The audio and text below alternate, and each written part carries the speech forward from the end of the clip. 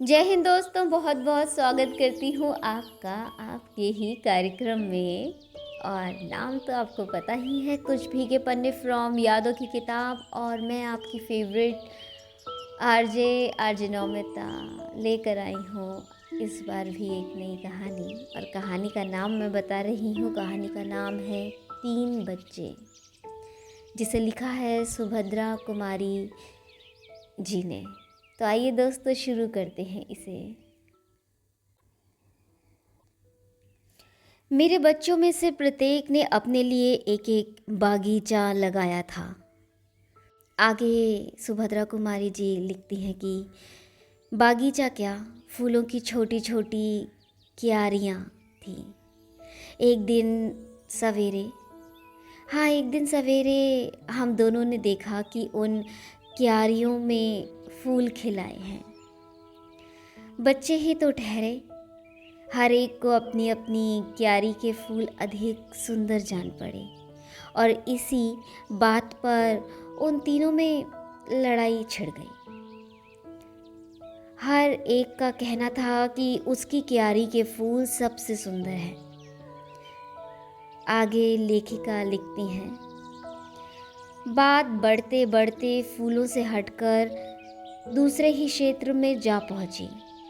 एक हिटलर बना तो दूसरा कोई और तीसरा स्टेलिन। और मुझे इन तीनों की माँ बनने का सौभाग्य एक साथ ही प्राप्त हो गया। संग्राम में विषैले वाक्यों का प्रयोग होते सुनकर मुझे चौके का काम छोड़कर बागीचे की ओर जाना पड़ा। मुझे देखते ही सब एक साथ अपने अपने पक्ष का समर्थन कर न्याय की दुहाई देने लगे। न्याय का कार्य उतना आसान ना था जितना कि एक अदालत के जज का होता है। जज के पथ प्रदर्शन के लिए कानून होते हैं और अन्य लोग भी होते हैं और नज़ीरें भी। चाहे लकीर की फ़कीरी में अन्याय ही क्यों ना हो जाए, पर उसका मार्ग स्पष्ट रहता है। मेरे सामने ना नज़ीर थी ना कानून, फिर भी मुझे यह लड़ाई समाप्त करनी थी और न्यायपूर्वक। मैं सोच रही थी कि निर्णय करने के लिए जूरी क्यों ना निश्चित कर ली जाए कि इतने में ही बच्चों के काका जी आते दिखाई दिए। चीखना चिल्लाना तो दूर, उन्हें किसी का पंचम स्वर के ऊपर बोलना तक पसंद नहीं है। बच्चों को लड़ते देख कर बोले, अच्छा यह लड़ाई किस लिए है? यदि तुम लोग लड़ते भिड़ते तो मैं तुम्हारी माँ को सत्याग्रह ना करने दूंगा। मेरे हिटलर मुसोलिनी शांत हो जाओ। अरे मेरे हिटलर शांत हो जाओ। माँ के बिना जिन्हें स्कूल जाने तक में कष्ट होता है, माँ के बिना जिनका काम नहीं हो सकता, वही मेरे बच्चे चाहते थे कि मैं सत्याग्रह करूं और जेल जाऊं। अब मैंने उनसे पूछा कि कोई शिकायत तो नहीं है, तो सब एक स्वर में बोले, नहीं माँ नहीं, सभी क्यारियों के फूल सुंदर हैं। तुम सत्याग्रह करो और जल्दी जेल जाओ।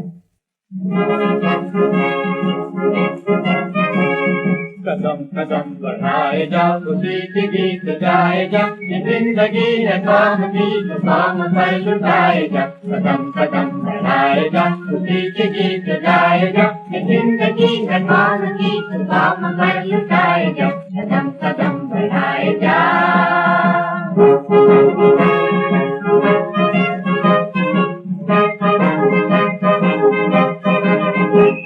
तेरे लिए तेरे वतन की खाक बेकरार है, हिमालया की चोटियों को तेरा इंतजार है। वतन से दूर है मगर वतन के गीत गाए जाओ, वतन से दूर है मगर वतन के गीत गाए जाओ, कदम कदम बढ़ाए जाओ, खुशी के गीत गाए जाओ, ये जिंदगी है कौम की, कौम पर लुटाए जाओ, कदम कदम बढ़ाए जाओ। हम सब भीतर जाने को ही थे कि बाहर से गाने की आवाज़ आई। गाना कोरस में था और स्वर था बच्चों का। भगवान दया करना इतनी, मोरी नैया को पार लगा देना। भगवान दया करना इतनी, मोरी नैया को पार लगा देना। और अब तो हम सब दरवाजे की ओर दौड़ पड़े। इसी समय दूसरा पद सुनाई पड़ा।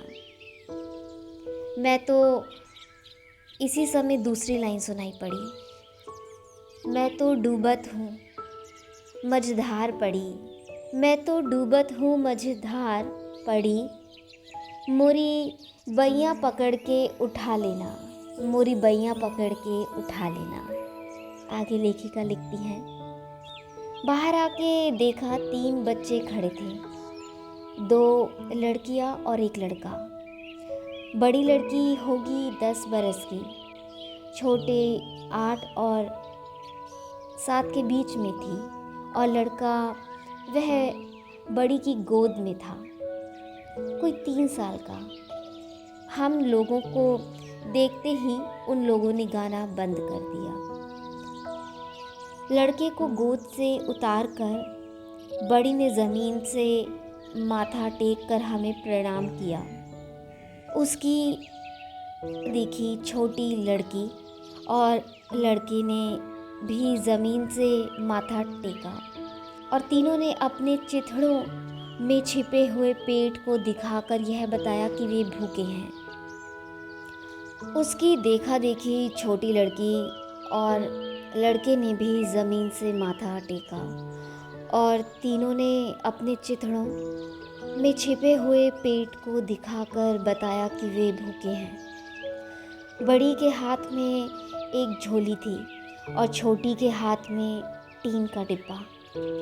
उन्होंने एक बार झोली की ओर देखा जो बिल्कुल खाली जान पड़ती थी। हमारी ओर याचना की दृष्टि से देखने लगे। मैंने उनसे कहा, तुम गाती तो बहुत अच्छा हो, और भी कोई गाना जानती हो? बड़ी के बोलने के पहले ही छोटी बोल उठी, हमें भजन भी आते हैं बड़ी मालकिन। और आदेश पाए बिना ही वे दोनों गाने लगे। गाने के बोल यूं थे, कमर कसले रे बिलोची, तेरे संग चलूँगी, तेरे संग चलूँगी रे, तेरे संग चलूँगी, कमर कसले, मेरे साथ चलेगी तो तेरी अम्मा लड़ेगी, तेरी अम्मा लड़ेगी। आगे लेखिका लिखती है, हम लोगों की हंसी अब दबाए न दबी। चिड़ैया तू कल सुबह उड़ जाना रे, आज की रात रह जाना मेरे पास हो। अम्मा के लड़ने की बात सुनते ही वह फूट पड़ी। वे सभी शर्मा कर चुप हो गए। उनकी दृष्टि से ऐसा जान पड़ता था कि वे किसी अज्ञात भूल से दुखी हो गए हैं। मैंने हंसी रोककर आश्वासन के रूप में कहा, बहुत अच्छा गाया, बहुत अच्छा गाया। मेरी बातें सुनते ही वे फिर बैठकर लगे ज़मीन से माथा टेकने। मैंने पूछा, तुम्हें क्या चाहिए, पका हुआ खाना या कच्चा अनाज? बड़ी ने फिर ज़मीन से माथा टेक कर कहा, कुछ भी खाने को चाहिए बड़ी मालकिन, कल से कुछ खाया नहीं है। मैंने बच्चों से कहा कि उन्हें 2-2 पूड़ियाँ लाकर दे दो, और मैं अंदर चली गई। बच्चों ने उन्हें कितनी पूड़ियाँ दी यह तो मैं नहीं कह सकती, पर जब चौके में जाकर देखा तो ना डिब्बे में एक भी पूड़ी थी और ना कटोरी में तरकारी। दूसरे दिन हम लोग सुबह की चाय पीकर उठने ही वाले थे, वे बाल गवैया फिर से आ पहुँचे। हमें कोमल स्वर में सुनाई पड़ा, सावरिया हमें भूल गयो, सखी सावरिया। वृंदावन की कुंज गलियन में बाज रही है बांसुरिया, बाज रही है बांसुरिया। हमें भूल गयो सखी सावरिया। मैंने अपने बच्चों से कहा, कल तुमने इन्हें खूब पूरियाँ खिलाई थी ना, पर वे अब फिर आ गए, जैसे उनके लिए यहाँ रोज पूड़ियाँ धरी हैं। धरी तो है माँ, धरी तो है माँ, एक साथ ही बच्चों के मुंह से निकला और सबके हाथ एक साथ ही पूड़ी के डिब्बे की ओर बढ़े। मैंने उन्हें रोकते हुए कहा, ठहरो ठहरो, रोज रोज इन्हें पूड़ियाँ खिलाओगे तो वे दरवाज़ा ही ना छोड़ेंगे। उन्हें चावल या आटा देकर जाने को कह दो। एक बच्चा बोल उठा, बेचारे छोटे छोटे बच्चे, ना जाने कि माँ भी है या नहीं, वे भला कहाँ पकाएंगे। दूसरा ताने के स्वर में बोला, इससे अच्छा तो उन्हें कुछ भी न दिया जाए। सबसे छोटा बोला, तुम भी माँ होकर ऐसा क्यों कहती हो माँ? उन बेचारों को भी भूख लगी होगी, हमारे हिस्से की ही दे दो। लड़की सब में समझदार थी, उसकी दृष्टि यही चाह रही थी कि माँ का इशारा भर मिले और पूड़ियों का डिब्बा ले जाकर वह पूड़ियाँ उन बच्चों को खिला दे। मैंने उदासीनता से कहा, पूड़ियाँ ही दे दो, पर शाम को फिर तुम्हारे लिए नाश्ता बनाना पड़ेगा। माँ शाम को नाश्ता नहीं करेंगे, एक स्वर में एक साथ बच्चों ने कहा और हाथ में पूड़ियाँ लिए दरवाजे की ओर दौड़े। चौके का काम निपटाकर मैं बाहर गई। देखा तो वे तीनों बड़े मज़े में पूड़ियाँ खा रहे थे और मेरे बच्चे भी बड़े उत्साह से उन्हें परोस रहे थे। जब वे खा पी कर उठे तो मैंने कहा, देखो भाई, तुमने पूड़ियाँ खा ली, अब बिना गाना सुनाए ना जा पाओगे। कृतज्ञतापूर्ण माथा ज़मीन पर टेक कर गाना शुरू किया। अब न रहूँगी कान्हा, अब न रहूँगी कान्हा तेरी नगरिया, हाट बाट मेरी गेल ना छोड़े, पनघट पर मोरी फोरे गगरिया। अब न रहूँगी कान्हा तेरी नगरिया। गा चुकने के बाद उन्होंने ज़मीन पर माथा टेका, जैसे हमें आशीर्वाद देकर जाने के लिए उद्यत हो। पर मैंने उन्हें रोक कर पूछा, क्या तुम तीनों भाई बहन हो? हाँ बड़ी मालकिन, उनमें से एक ने कहा। हाँ बड़ी मालकिन, बड़ी लड़की ने कहा।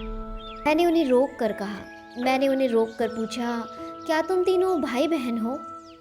हाँ बड़ी मालकिन, बड़ी लड़की ने कहा। मैंने पूछा, तुम्हारा नाम क्या है? अपना नाम उसने ईठी, छोटी बहन का नाम सीठी और भाई का नाम प्रेमा बतलाया। ईठी, सीठी, प्रेमा, उनका नाम दोहराते हुए मैंने पूछा, क्या तुम्हारे माँ बाप कोई नहीं है? तुम कल भी अकेले आए थे, आज भी? छोटी लड़की बड़ी तत्परता से बोल उठी, माँ भी है और बाप भी हैं। बड़ी मालकिन, हमारे सब कोई हैं। कहाँ है तुम्हारे माँ बाप जो तुम्हें इस तरह अकेले फिरने को भेज देते हैं? बाप अमरावती में है। और माँ? अमरावती में तुम्हारा बाप क्या करता है? मैंने पूछा। मेरा छोटा लड़का बीच में ही पूछ बैठा, जेल में है छोटे बाबू, बड़ी लड़की ने उत्तर दिया। जेल में है? मैंने कुछ अनादर से पूछा, जेल क्यों हुई उसे? लड़की बोली, वह दारू जो पीता था और दारू पीकर चुप भी नहीं रहता था, दंगा करता था, माँ को मारता था, गाली बकता था। इसीलिए वो लड़की आंख उठाकर देखते हुए बोली, बड़ी मालकिन, पुलिस वालों ने उसे पकड़ा और सब लोग कहते हैं पुलिस वालों ने ठीक किया। और तुम्हारी माँ, वह अब कहाँ है? मैंने पूछा। लड़की बोली, माँ वह भी तो जेल में है और उसी के साथ हमारा सबसे छोटा भाई भी है। वह तो, अपने भाई की ओर उंगली से दिखाकर लड़की ने कहा, प्रेमा से छोटा है, वह रोता नहीं, इससे अच्छा है। बेचारे बच्चे, मेरे मुंह से निकल पड़ा। माँ बाप दोनों जेल में और ये अनाथ सड़क पर भीख मांगते फिरते हैं। मैंने फिर पूछा, तुम्हारी माँ ने क्या किया था? लड़की बोली, हमारी माँ ने पुलिस वालों को मारा था, जिसने हमारे बाप को पकड़ा था, उसी को। और फिर वे माँ को भी पकड़ ले गए। माँ के बिना हमको बुरा लगता है, पर यह प्रेमा तो रात दिन रोता ही रहता है। मैंने लड़के की ओर देखा। बेचारा छोटा सा बच्चा, मुश्किल से 3 बरस का, फटे चिथड़े में लिपटा हुआ, सिर में महीनों तेल का नाम नहीं, रूखे बिखरे बाल, ना जाने कब से नहाया नहीं, शरीर पर एक मैल की तह सी जम गई थी, गाल पर आंसुओं के निशान जमे हुए थे। आंसुओं के साथ साथ उस स्थान की मैल जो धुल गई थी। मुझे उस बच्चे पर बड़ी दया आई। मैंने उस लड़की से पूछा, तुम लोग अपनी माँ से जेल में मिलने नहीं जाते? छोटी लड़की बोली, जाते हैं बड़ी मालकिन।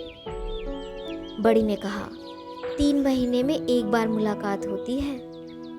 एक बार मुलाकात करने गए थे, दूसरी बार 3 महीने के बाद, जब हम लोग गए तो मालूम हुआ कि माँ को यहाँ के जेल में भेज दिया है। तो हम लोग सब काली माँ के साथ यहाँ चले आए। काली माँ भी भीख मांगती है। तुम लोग रात को कहाँ रहती हो? सोती कहाँ हो? तुम्हें डर नहीं लगता? मैंने पूछा। बड़ी लड़की ने कहा, जेल के पास एक नाला है, हम लोग रात को वहीं पुल के नीचे माँ की बातें करते करते सो जाते हैं। कभी कभी काली माँ भी आ जाती है, पर रोज नहीं आती। तुम्हारी माँ की सज़ा कितने दिन की है? 2 साल की। बड़ी लड़की ने कहा, हम रोज जेल को देखते हैं। हमारी माँ वही तो है। जब माँ छूटेगी, हम उसको साथ लेकर देश जाएंगे। एक प्रकार की खुशी से बालिका पुलकित होती, अपनी माँ को लेकर, जैसे वह सचमुच देश जाने की तैयारी कर रही है। मैंने लड़की से पूछा, तुम लोग नहाती भी हो कभी? संकोच से बड़ी लड़की चुप रही। छोटी ने कहा, हमारे पास दूसरे कपड़े नहीं है ना। मेरा इशारा पाते ही मेरे बच्चों ने अपने पुराने कपड़ों में से बहुत से कपड़े ला दिए। मेरा चित्त उदास हो गया। मैं कमरे में बैठकर कुछ सोचने लगी और वे बच्चे कपड़े लेकर खुशी खुशी चले गए। कुछ दूर से गाने की आवाज़ आई, मोरी बैया पकड़ के उठा लेना। बहुत से सुंदर पद पढ़े लिखे और सुने थे, पर स्वर और आत्मा का ऐसा योग तो कहीं कहीं देखा था। शब्द और वस्तु का ऐसा मेल तो कभी चित्रित नहीं हुआ। मैं उन्हें बुलाने के लिए गई, पर तब तक वे दूर निकल गए थे। इस घटना के दूसरे ही दिन मैं भी युद्ध विरोधी सत्याग्रह करके जेल की अतिथि बनी। मेरे बच्चों ने तो खुशी खुशी विदाई दी, पर सबसे छोटी मीनू बहुत छोटी होने के कारण मुझे छोड़कर घर में ना रह सकी, अतः वह मेरे साथ हो गई। हमें जबलपुर जेल में कोई अन्य राजबंदनी ना थी। अकेले होने के कारण मैं हॉस्पिटल में रखी गई। मेरी सेवा के लिए 2 साधारण स्त्री कैदी साथ में मेरे साथ ही रहती थी। दिन में सब लोग एक साथ रह सकते थे। कैद खाने की दुनिया भी एक विचित्र वस्तु है। यह कौन है? चोर। यह चरस बेचती थी और इसने अपने नवजात शिशु की हत्या करने की चेष्टा की थी, पर माँ होकर वह हत्या कर सकती थी, इसका मुझे विश्वास ना हुआ। और यह लड़की यह तो अभी बहुत कम उम्र की है। इसने क्या किया था? इसने अपने पति और सास को जहर दिया था। मैं काँप उठी। विधाता, क्या ये सचमुच स्त्रियां हैं? तुम्हारी आज्ञा से इनका सृजन हुआ होगा। किंतु इसी समय जैसे कोई अंदर से बोल उठा, यह तस्वीर का एक ही पहलू है, इसके दूसरी ओर भी देखो। संभव है वे निर्दोष हों। हाँ, संभव है वे देवियां हों। मेरी सेवा के लिए जो 2 स्त्रियां तैनात थीं, उनमें से एक तो अल्हड़ थी, जिसे कुछ काम काज ना आता था, पर दूसरी समझदार थी। वह प्रोणा थी, वह बड़ी थी। उसकी गोद में भी एक बच्चा था। वह बड़ी फिक्र से सब काम करती थी। वह अधिकतर चुप रहती थी, जैसे सदा मन ही मन कुछ सोचा करती थी।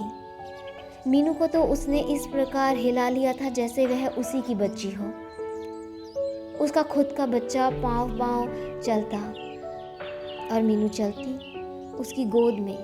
वह पानी भरती तो मीनू उसके साथ होती, और बर्तन साफ करती तो मीनू भी उसके साथ छोटी छोटी कटोरियाँ और गिलास साफ करती दिख पड़ती। तो मैं बात इतनी बड़ी कि वह मीनू को अपनी पीठ से बांधकर झाड़ देने लगी।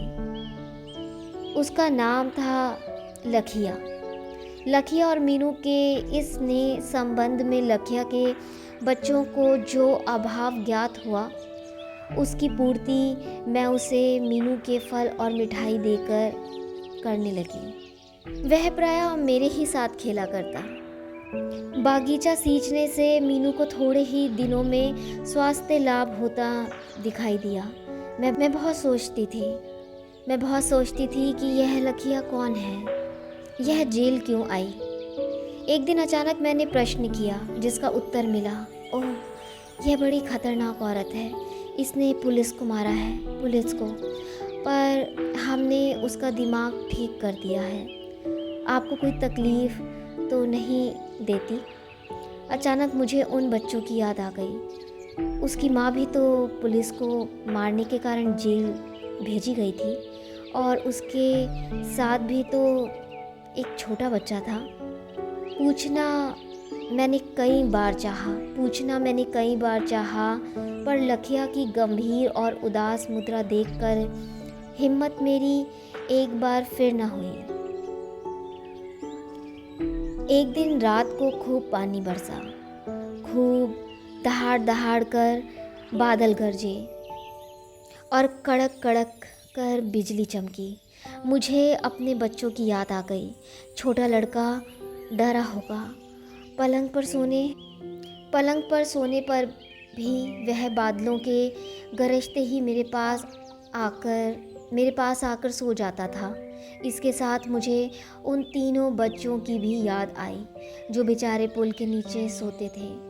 कहीं आगे सोचने की मेरी हिम्मत ना पड़ी। मैंने प्रार्थना की, हे भगवान, सब माताओं के बच्चों को अच्छी तरह रख, और सबके बाद मेरे बच्चों की भी रक्षा कर।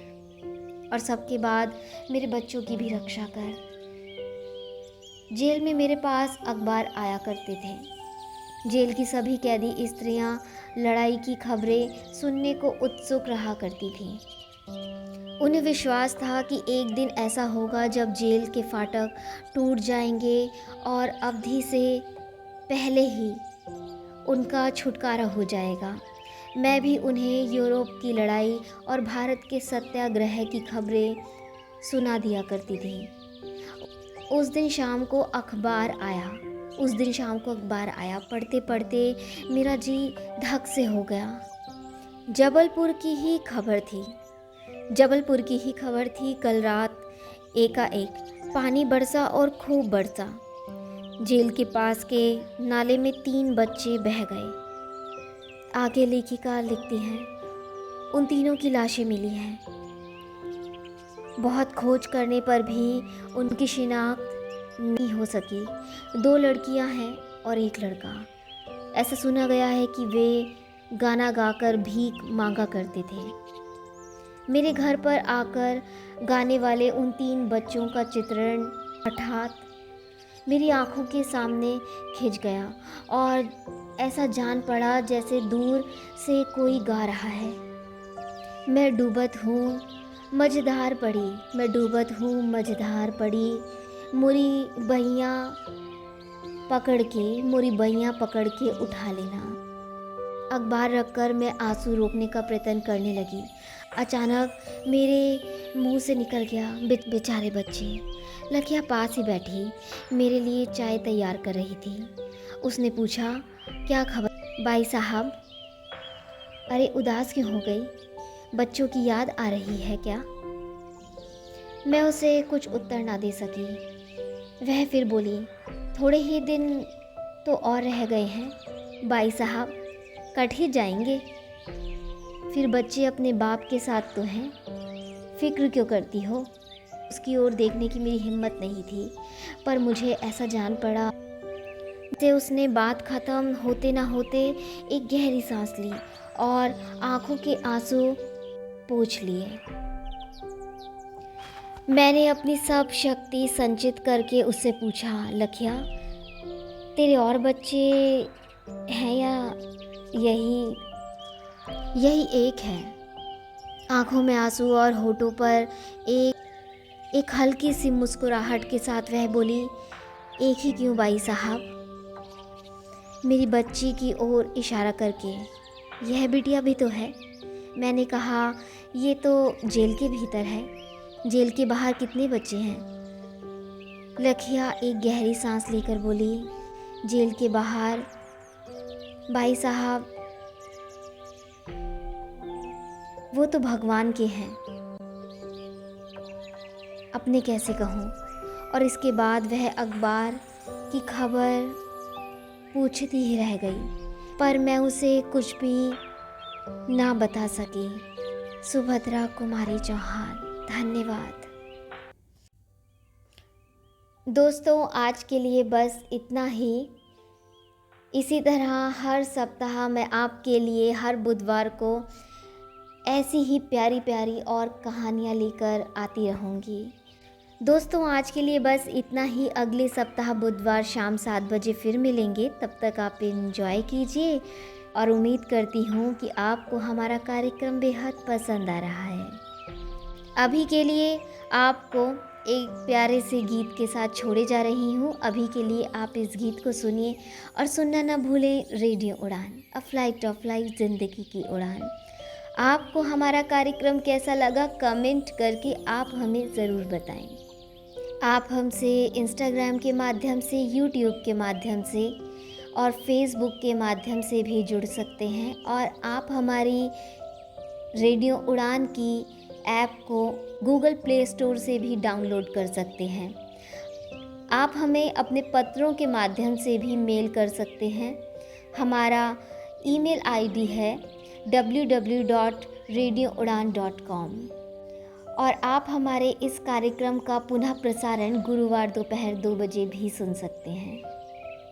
अभी के लिए मैं यानी आपकी नौमिता आपसे विदा लेती हूँ। अपना ख्याल रखिए, स्वस्थ रहिए, सुरक्षित रहिए और सुनते रहिए रेडियो उड़ान, अ फ्लाइट ऑफ लाइफ, ज़िंदगी की उड़ान।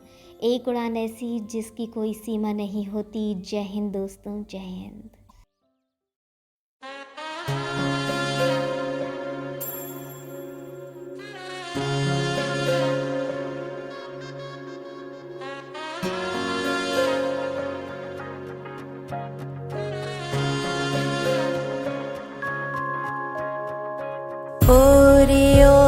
चिड़ैया तू कल सुबह उड़ जाना रे, आज की रात रह जाना मेरे पास। हो आज की रात रुक जाना मेरे पास। गलियां और चौबारे सारे देखेंगे तेरी बाट रे, ना आई जो तो करेंगे हम फरियाद। तेरी लाड़की मैं, तेरी लाड़की मैं, तेरी लाड़की मैं, छोड़ूंगी ना तेरा हाथ। तेरी लाड़की मैं, तेरी लाड़की मैं, तेरी लाड़की मैं, छोड़ूंगी ना तेरा हाथ।